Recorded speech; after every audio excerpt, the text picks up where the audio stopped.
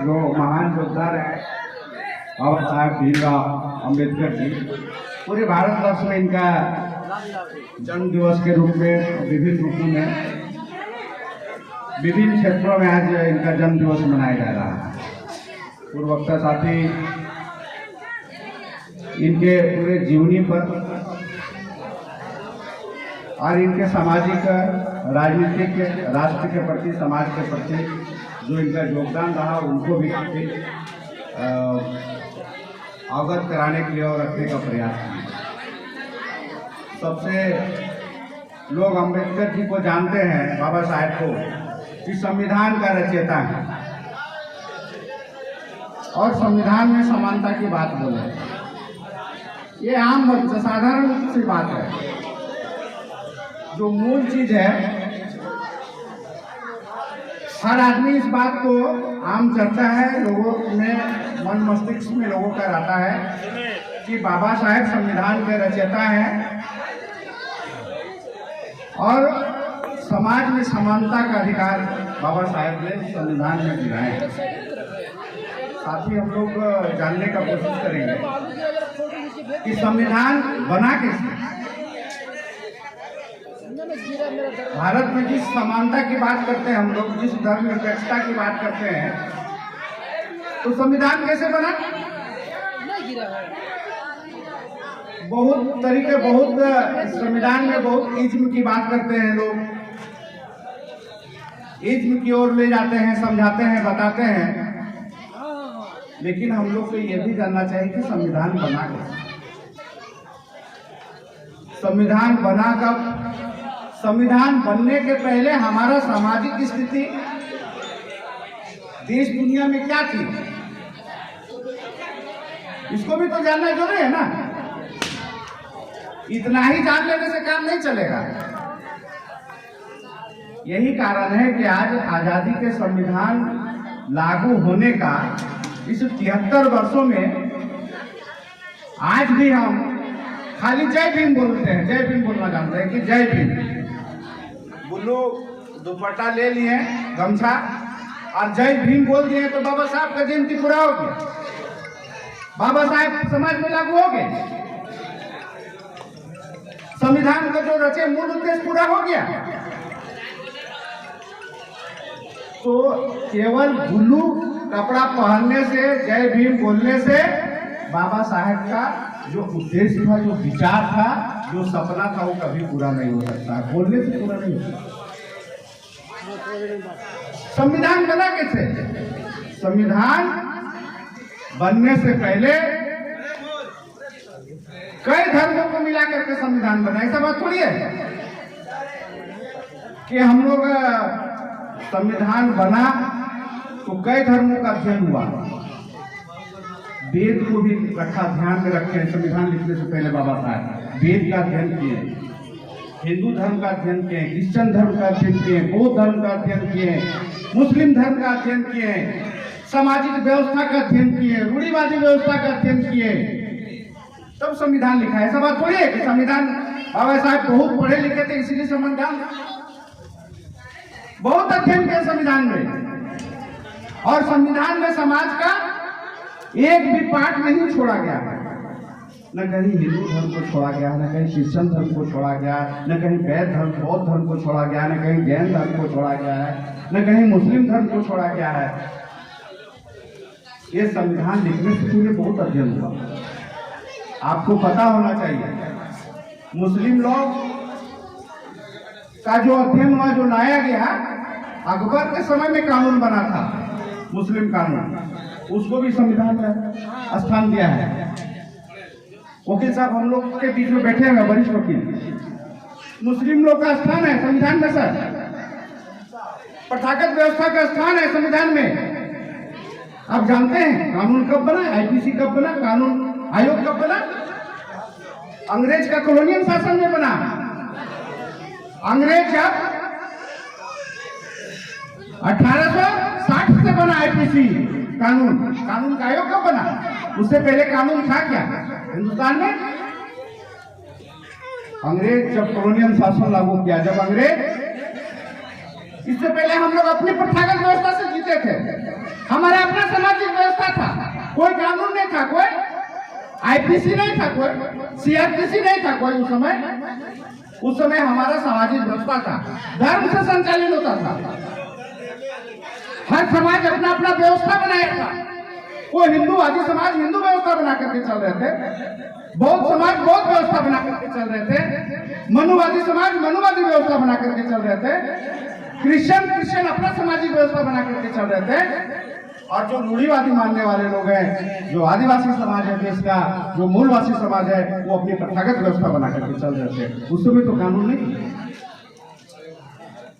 और जब कानून का पदार्पण हुआ, जब जाना कि हिंदुस्तान में जब व्यवस्थाएं, जब धर्म पे चोट होने लगा, जब सामाजिक संस्कारों पे चोट होने लगा, जब संस्कृतियों पे चोट होने लगा यहाँ का, जब भाषाओं पे चोट होने लगा, जब यहाँ पे शासन होने लगा, देश लूटने की साजिश होने लगा, और उसको जब हिंदुस्तान के लोगों में उस गुलामी को स्वीकार नहीं करने लगा, तब जाकर के अंग्रेज बोला। अंग्रेज कब आया था पता है ना? 1600 ईस्वी में अंग्रेज आए थे। और कानून कब बना? 1860 से कानून स्टार्ट हुआ। इससे पहले 200 साल अंग्रेज ब्रिटिश हुकूमत कंपनी राज यहाँ पे था। और जब देश के लोग, बाबा साहेब जैसे लोग उस गुलामी से लड़ रहे थे, बाबा साहेब ऐसे कई महापुरुष लड़ रहे थे उस गुलामी से, और तब जाकर के जब नहीं सका अंग्रेज, तब बोला कि संविधान अब देश में धीरे धीरे और वो औपनिवेशिक शासन बना, जिसको कॉलोनियल शासन भी हम लोग कहते हैं। और उस औपनिवेशिक शासन में 1860 से आईपीसी का गठन हुआ और संविधान कानून व्यवस्था उसी समय से लागू हुआ। अंग्रेज का मूल उद्देश्य था, ब्रिटिश गवर्नमेंट का मूल उद्देश्य था कि अब हम इस देश में लाठी चला करके राज नहीं कर सकते हैं, कानून बना करके राज कर सकते हैं। और कानून किसके द्वारा बनाएंगे? इन लोगों के सहमति से कानून बनाएंगे, फिर कानून पास करेंगे, फिर उसी कानून का डंडा चलाएंगे और इस पर हुकूमत करेंगे। आज के व्यवस्था में भी ये चीज झलकता है। कहीं कहीं लगता है कि पार्लियामेंट ने कानून बना दिया, वो जनविरोधी कानून बना दिया। आप पे शासन करने से पहले आज भी कभी कभी महसूस होता है कि पार्लियामेंट एक कानून बनाता है और फिर आप पे थोपता है, आप पे शासन करने का कोशिश करता है। लेकिन उसी कानून में आज आजाद देश में जगह है, उसका प्रतिवाद भी होता है, संशोधन भी होता है। लेकिन ऐसा प्रयास करता है आजाद देश में, हिंदुस्तान में ऐसा प्रयास होता है। और जब वो कानून व्यवस्था बना और बाबा साहब जैसे लोग जब पढ़े, दुनिया का सबसे ज्यादा विद्वान, दुनिया का, इनसे ज्यादा डिग्री दुनिया में किसी के पास नहीं था, इनसे ज्यादा डिग्रियां दुनिया में किन्हीं के पास नहीं था।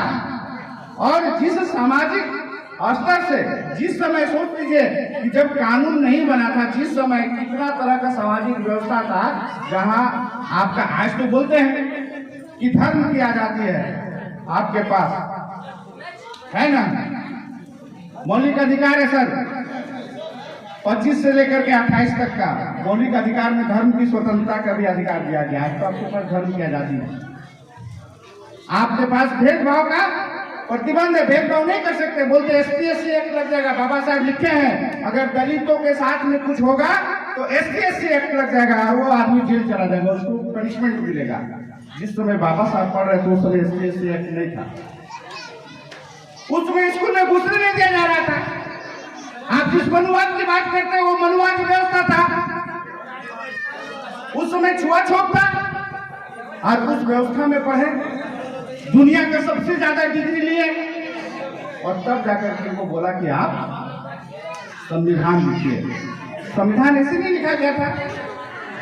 और उस संविधान में समाज का एक भी पक्ष का किसी भी अधिकार को वंचित नहीं किया, किसी को ये नहीं छोड़े कि ये पक्ष छूट जाए। वो रामायण से भी संविधान को लिए, आज हम लोग बोलते हैं रामायण से भी लिए हैं, बाइबल से भी लिए हैं, उसका भी अधिकार को नहीं हटाएंगे। और आज हम लोग इस आजादी के इतने वर्षों में केवल सुनते हैं कि जय भीम बोल देंगे। बाबा साहब बोले थे 50 में संविधान लागू हुआ, 55 में संविधान जलाने की बात किए थे। आप लोग को पता है कि नहीं पता है? बाबा साहब संविधान जलाने की बात बोल दिए। अगर संविधान जलाने की बारी आया तो पहला व्यक्ति मैं हूं कि मैं संविधान को जला दूंगा। हंगामा हो गया, संसद में, सदन में कि क्या बोल रहे हैं, संविधान जलाने की बात बोल रहे हैं। दूसरा कोई बोलता तो नहीं बोलता देशद्रोही है, इसको तो देशद्रोही का आरोप करना चाहिए, लेकिन बोले हंगामा हुआ, पूछे कि ऐसा क्यों बोल दिया, संविधान जला दीजिएगा। बोला कि हाँ जरूरत पड़ा तो जला देना चाहिए। बोले कि जिस मंदिर में भगवान के उम्मीद से बोलता है कि इस मंदिर आज बनाए हैं, इस मंदिर में भगवान रहना चाहिए, लेकिन उस मंदिर में अगर शैतान की बात हो जाए तो मंदिर को जला देना चाहिए, कबाड़ देना चाहिए। ये तर्क दिया जवाब है। और आज संविधान बना जरूर, लेकिन इस संविधान में भी इस संविधान का रक्षा करने वाले कम, मानने वाले लोग कम, इस संविधान को धज्जी उड़ाने वाले और इसका मजाक उड़ाने वाले लोग संख्या ज्यादा बढ़ गया।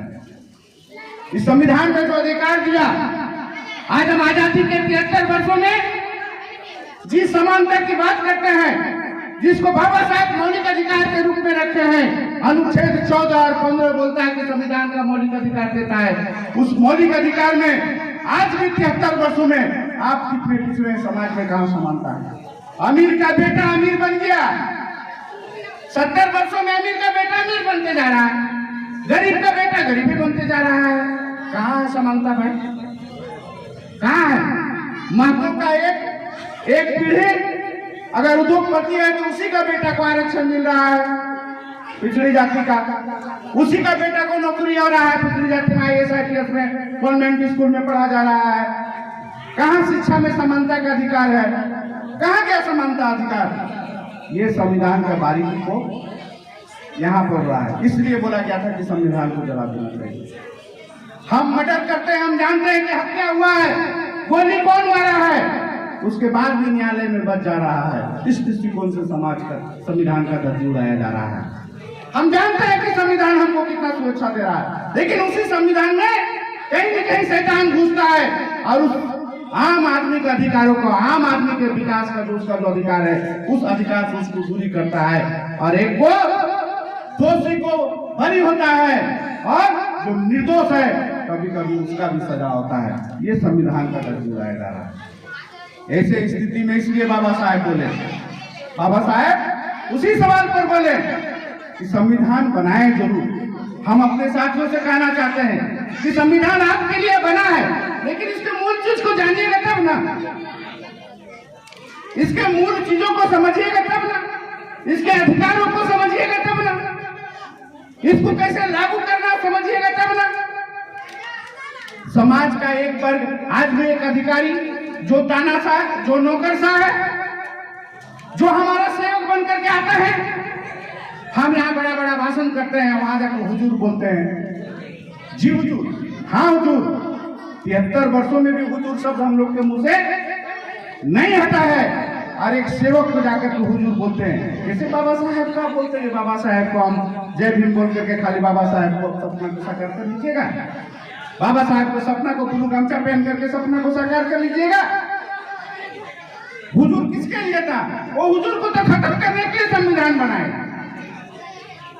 वही हुजूर को तो खत्म करने के लिए संविधान बनाए बाबा साहेब। उसके बाद भी ब्यूरोक्रेट के जाकर के हमारे लोग बोलते हैं हुजूर, और फिर बोलते हैं इन 73 वर्षों में हुजूर सपने खत्म कर पा रहे हैं हम लोग, और बोलते हैं बाबा साहेब का सपनों का देश बनाएंगे। कैसे बनेगा। कितना आप जगाए समाज के, कितना जागे हैं आप, कितना इस संविधान को पढ़े हैं आप, कितना पढ़ते हैं इस संविधान को आप, कितना बताते हैं इस संविधान को आप, इस पर भी तो ध्यान देना है। केवल बोलने से अगर समाज में इतना सुधार हो जाएगा, बोल देने से सुधार करने के बहुत कष्ट है। जो 16 डिग्रियां, दुनिया का सबसे ज्यादा डिग्री लेने वाला जो बाबा साहब जो यहाँ बैठे हुए हैं, इसको स्कूल में घुसने नहीं दिया जाता था। एकलव्य की तरह, महाभारत के एकलव्य की तरह इन्होंने शिक्षा का अध्ययन किया। पढ़ने नहीं दिया जाता था, स्कूल में घुसने नहीं दिया जाता था, दूर में बैठ करके लालटेन के नीचे बैठ करके पढ़ते थे। जिसकी द्रोणाचार्य एकलव्य को, एक तरफ अर्जुन को धनुर्विद्या सिखाता था और द्रोणाचार्य दूर में उसको देख करके धनुर्विद्या सीखता था। यही वो शख्स है जो लालटेन में बैठ के स्कूल में घुसने नहीं दिया जाता था और शिक्षा पढ़ा लालटेन में बैठ करके, तब जाकर के संविधान लिखाया है। ऐसी संविधान लिखो बाबा साहब, तब ना आज इनका गुण गाया जा रहा है, तब ना आज बताया जा रहा है। इसलिए अगर इनके विचारों को, इनको सपनों को और संविधान को आप मानते हैं तो संविधान को पढ़ना होगा, संविधान को बताना होगा, घर घर रखना होगा संविधान, घर घर बचाना होगा संविधान। हर बच्चा को सबसे पहले पढ़े और साथ में एक संविधान रखे, संविधान में पढ़े, तब आप जाइए, तब लड़िएगा। शिक्षा शेरनी का वो दूध है, माँ का बोलता है कि शिक्षा वो दूध है, शेरनी का वो दूध है, जो पिए वो दहाड़ेगा। कैसे दहाड़िएगा? जानिएगा तब न दहाड़िएगा। पढ़ के ही केवल विद्वान नहीं बना जा सकता है। केवल सोच लिए कि हम पढ़ करके केवल विद्वान बन जाएंगे, नहीं। अनुभव भी कोई चीज है, अध्ययन भी कोई चीज है। और किसी चीज को जब इनको बोले, इनके अंदर एक गुण था, इनके अंदर प्रतिदिन कुछ सीखने और कुछ करने की उत्सुकता था। इनका सबसे जो बहुत बड़ा गुण था इनके, जो इनको यहाँ तक पहुंचाए हैं, इनको जो यहाँ तक पहुंचाए, उनका सबसे बड़ा गुण था डेली, प्रतिदिन उत्सुकता, जिनको बोलते हैं उत्सुकतावादी इंसान थे। उत्सुकता, प्रतिदिन कुछ करने का और कुछ सीखने का इनके अंदर प्रबल इच्छा था बचपन से, और वही उत्सुकता इनको दुनिया का सबसे विद्वान आदमी बनाए। तो अर्थशास्त्री भी थे, वैज्ञानिक भी थे, लॉ भी किए थे, गोल्ड मेडलिस्ट थे, क्या क्या नहीं बोले। तो दुनिया का सबसे ज्यादा, इनसे ज्यादा डिग्री दुनिया में किसी के पास नहीं, आज भी नहीं। इसलिए मित्रों, आज हम लोग मनाते हैं अम्बेडकर जी का जयंती समारोह में जरूर आए हैं, लेकिन हाथ जोड़ करके अपने साथियों से रिक्वेस्ट है कि आप अपने बाल बच्चा को पढ़ाइए जरूर। ये तो स्लोगन दिए, शिक्षित बनो। शिक्षित बन गए आप, कैसा शिक्षा? जहां आप संगठित नहीं है, वैसा शिक्षा बनने से, शिक्षित बनने से क्या फायदा? आप बहुत शिक्षित बन गए, बहुत शिक्षित है आप, लेकिन आप संगठित नहीं है, शिक्षा आपका बुरा है, बेकार है। और जब आप शिक्षित बन करके इनके दूसरे बातों का अनुपालन कर दिए, अगर संगठित हो गए और संगठित होकर के आप संविधान को नहीं जाने और अपने हक अधिकार को लड़े नहीं, जो आपको अधिकार दिया, तो भी आपका शिक्षित बन के संगठित होना बेकार है। संगठित तो कीड़ा मकोड़ा भी रहता है, कीड़ा से ज्यादा संगठित कोई नहीं रहते, चींटी से ज्यादा संगठित कोई नहीं रहते, मधुमक्खी से ज्यादा संगठित कोई नहीं रहते हैं। शाम होता है तो चिड़िया से ज्यादा संगठित अपने एक गाछ में बैठ जाता है 100 चिड़िया, उससे ज्यादा संगठित कोई नहीं रहते हैं। लेकिन वैसा संगठित होने के लिए बोले बाबा साहब क्या? संगठित का उद्देश्य कि इसलिए संगठित हो क्योंकि आपको समाज में कई बुराइयों से लड़ना है, समाज में कई चीजों से आपको सामना करना है, लड़ना, उसका माकूल जवाब देना है। इसलिए आपको संगठित होने के लिए बोल रहे हैं। इसलिए नहीं संगठित होना है कि संगठित हो और बैठ के 10 आदमी दारू पियो, वो भी संगठित होता है। बैठ के जुआ खेलता 13 आदमी 13 पत्ता का, और 30 आदमी का टेबल भी सजता है, संगठित होता है, वो भी संगठित हो जाता है दारू पीने के लिए। इसलिए थोड़ी संगठित होने के लिए बाबा साहब बोले थे, बाबा साहब बोले संगठित होने के लिए कि संगठित इसलिए हो कि तुमको लड़ना है बाबू, तभी तुम दुनिया के 1 नंबर स्थान पे जा सकता है, दुनिया का विकसित इंसान बन सकता है, दुनिया का विकसित समाज बना सकता है, दुनिया का विकसित राष्ट्र बना सकता है।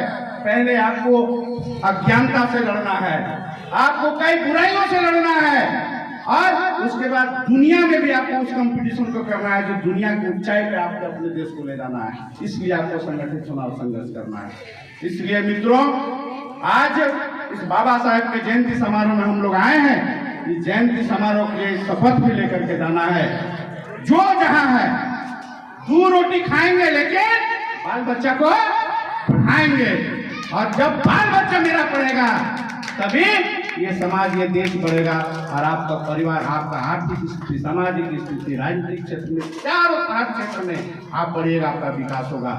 आज इस जयंती समारोह में आप लोग से इतने ही बोल करके आप लोग को बहुत बहुत धन्यवाद देते। आप इस कार्यक्रम में आए और आए तो बाबा साहब की जयंती केवल नारों में नहीं गूंजना चाहिए, बाबा साहब की जयंती कर्मों में आना चाहिए, और उसी कर्म के साथ में, उसी नारा के साथ में संविधान जिंदाबाद, हिंदुस्तान जिंदाबाद।